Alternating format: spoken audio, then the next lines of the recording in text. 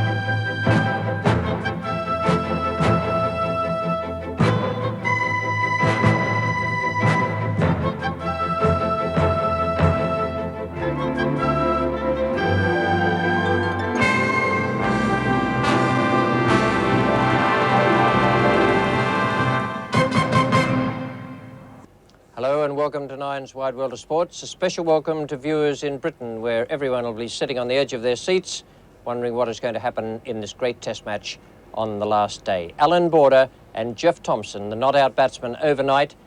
England with just 1 wicket to take, and Australia with 37 runs to make. 10,000 people came in through the gates this morning at the MCG. It was free admission, and they thronged through those gates to see what would happen at the end of this exciting match. Here's Norman Cowans now. He's coming in to bowl the first ball of the final day. Jeff Thomson is taking strike, and in the commentary box, Bill Laurie and Fred Truman. Thomson, the batsman. Well, this is England's chance. Well, Thomson's new at the crease, doesn't get used to the pace of the wicket, the crowd cheering every ball. Thomson well inside the line of that delivery, 37 runs required for victory. Bob Willis just hoping that they can get enough deliveries at Jeff Thomson early this morning. A wonderful battle.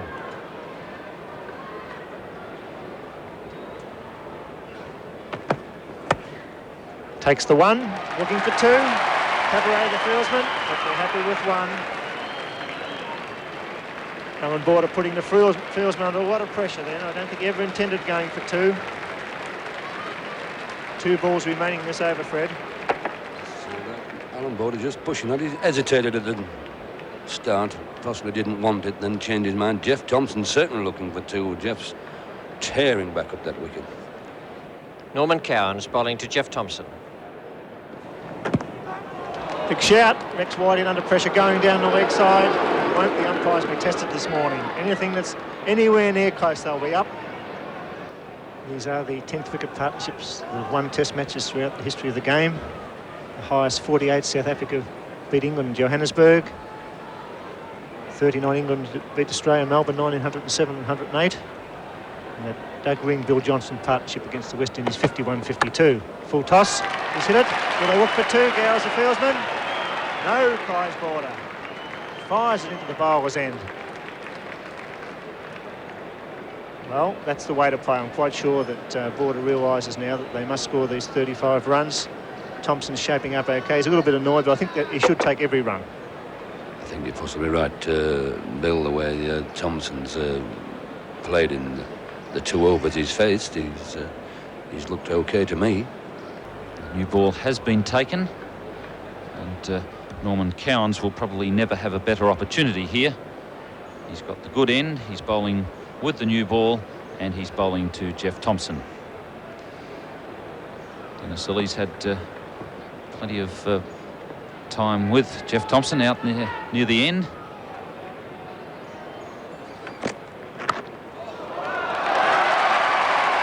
he's got that one away for a single. He spent a bit of time out there with Thommo in the World Cup, and a very exciting last wicket partnership. Dennis, how do you fancy his chances?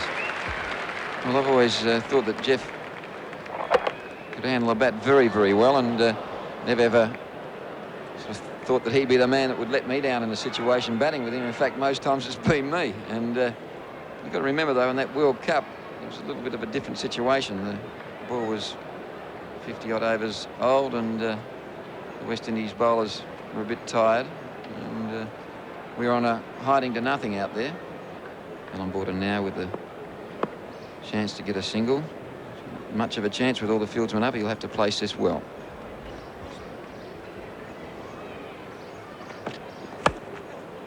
Oh, and that's just landed short of Bob Willis.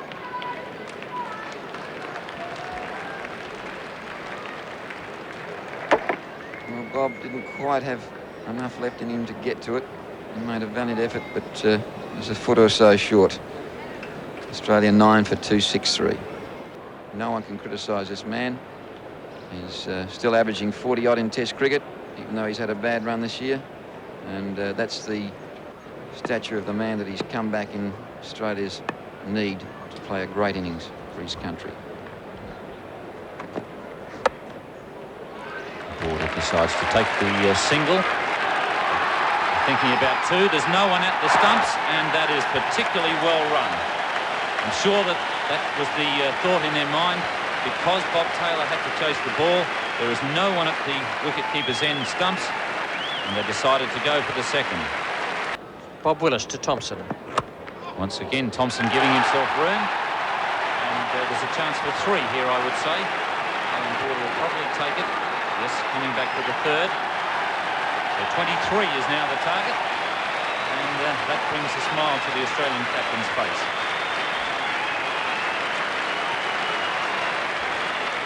And it also brings up the 50 partnership for Thomson and Border.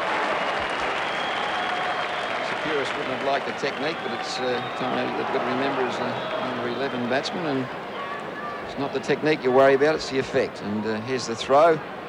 There's Allan Border scrambles home for a safe 3.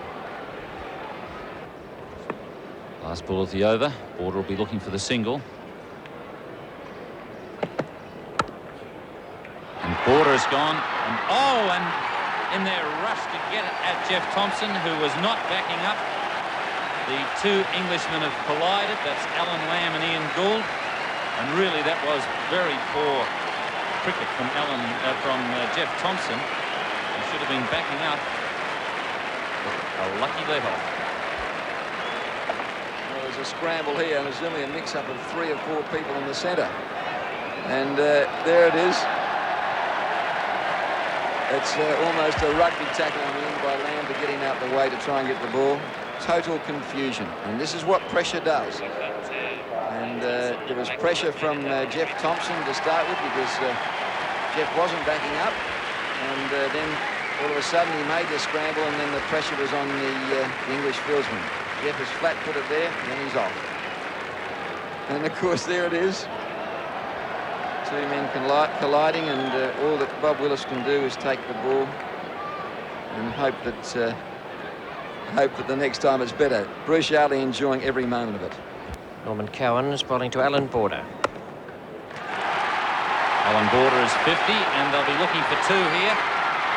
And very well run, Jeff Thomson. Allan Border moves along to 51, and he won't make many more valuable 50s than that. Yes, also the 50 partnership between Jeff Thomson and Allan Border just before that, and very valuable runs for Australia, and everyone standing in the outer to applaud what may be one of his very, very finest innings. And what a man! His concentration. He's done it extremely well for Australia. 20 to win. And Bob Willis has got to start thinking about some normal field placings. He's also got to start thinking about getting Allan Border out, as well as trying to get Jeff Thomson out. Change at the outer end. It's going to be Ian Botham taking over from Bob Willis. I think that Norman Cowans is a little weary at the other end. I think we could well see Bob Willis coming from the member stand end. Ian Botham, I'm sure, has been trying to get on for some time. He's had a couple of chats to Bob Willis. Mentioned that He's done it before for England in this situation. Probably reckons he can do it again. They need the 1 wicket. Australia need 19 runs. Still, they persist with the deep defensive field placings for Allan Border. Australia have brought the target down from 37 to 19 this morning. And Border's got it away for a single. That brings the target down to 18. And Jeff Thomson has 1 ball to face in this over. The danger could be with Willis operating from this northern end that the odd delivery could keep low. We have seen this end be a little bit treacherous, bowling into this end.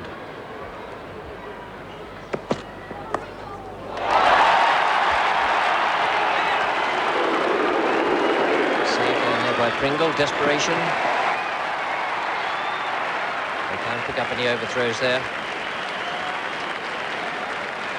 And for 276. Bob Willis to Allan Border.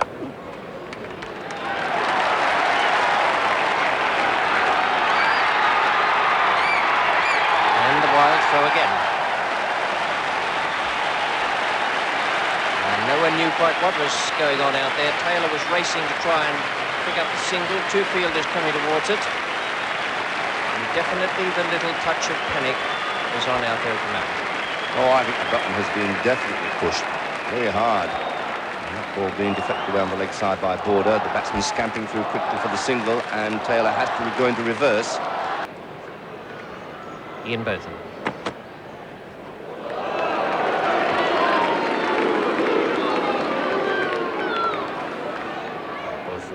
The aggressive Botham digging one in at fast bowler Thomson, and Thomson not tempted to spar at that, which did rise quite a bit and went through chest high to wicketkeeper Bob Taylor. Australia now just requiring 10 runs to win. Botham bowling to Thomson. Every time the bowler comes in, a hush drops over the ground.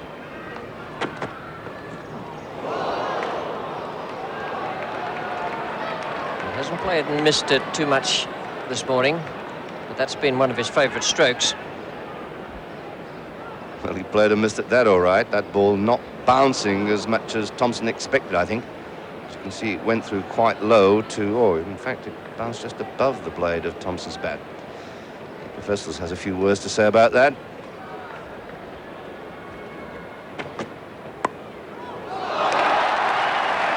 Might have to go down as a chance.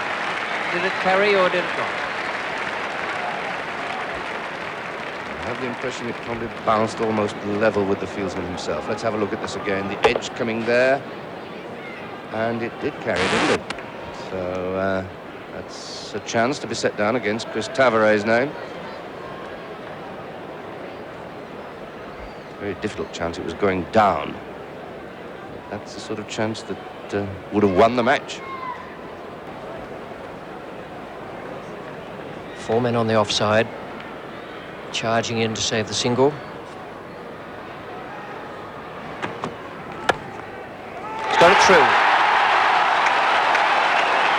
It's speeding across the outfield, but it won't quite go. They're going to be happy enough with 3. And Gow's not game this time to let it go for 4. 9 for 286. 6 to win for Australia, 1 wicket for England. Bob Willis to Allan Border. So ball is going to look for 2 here and should get it satisfactorily. Over there, Mr. Fielder. And now it's 4 to win for Australia. 1 wicket to go for England.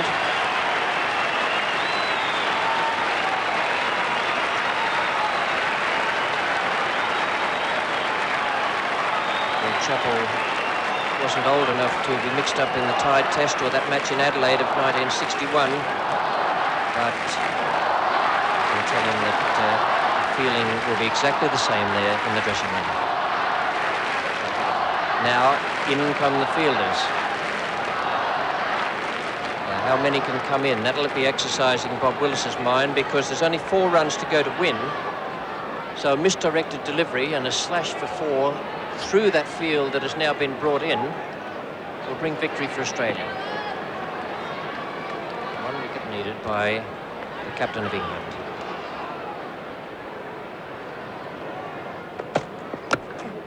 Good Yorker. Border was equal to it.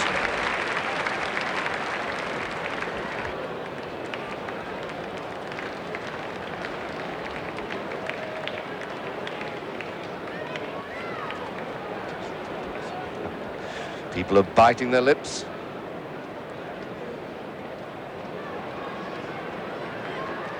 Rolling of eyes. Absolutely passive. Allan Border there, just steeling himself for the next delivery. Gower comes in close on the offside. Border's talking to himself, steeling himself. Saves. That was the one. Border didn't quite get it in the middle of the bat. Willis is miscounted. He was on his way down the other end.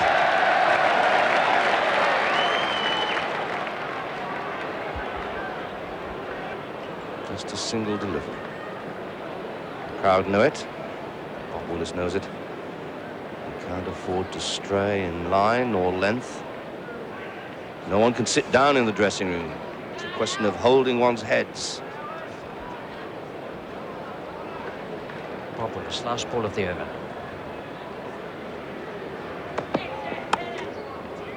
Can't get it away, Allan Border.